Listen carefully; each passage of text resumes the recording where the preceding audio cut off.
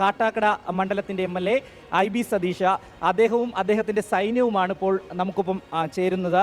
MLA, എനിക്കറിയാം സംസ്ഥാനത്ത് ഏറ്റവും പ്രത്യേകതയുള്ള വികസന പ്രവർത്തനങ്ങൾക്കപ്പുറം ചില സർവേകൾ, ചില പഠനങ്ങൾ ഒക്കെ നടത്തിയ ഒരു മണ്ഡലം കൂടിയാണ് ഈ കാട്ടാക്കട എന്ന് പറയുന്നത്.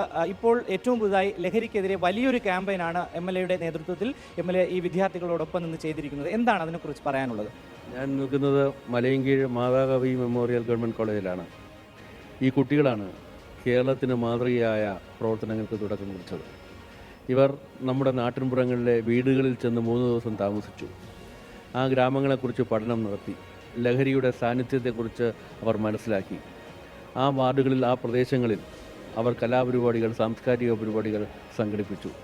ലഹരിക്കെതിരായ ബോധവൽക്കരണവും ലഹരിയുടെ സാന്നിധ്യം തിരിച്ചറിയലും ഇതായിരുന്നു ഇവരുടെ ലക്ഷ്യം.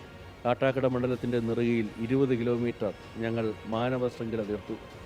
മയക്കുമരുന്നില്ലാത്ത കാട്ടാക്കട, മയക്കുമരുന്ന് കാട്ടാക്കടയിൽ വേണ്ട എന്ന ഏറ്റവും ഖണ്ഡിതമായ നിലപാടും അഭിപ്രായവും ഉയർത്തിപ്പിടിച്ചുകൊണ്ട് രംഗത്ത് വന്നത്. ഞങ്ങൾ ഏകദേശം 120ഓളം കുട്ടികളാണ് 3 ദിവസത്തോളം 50ഓളം വാർഡുകളിൽ താമസിച്ചുകൊണ്ടാണ് ഞങ്ങൾ ഇതിനെതിരെ പോരാടിയത്.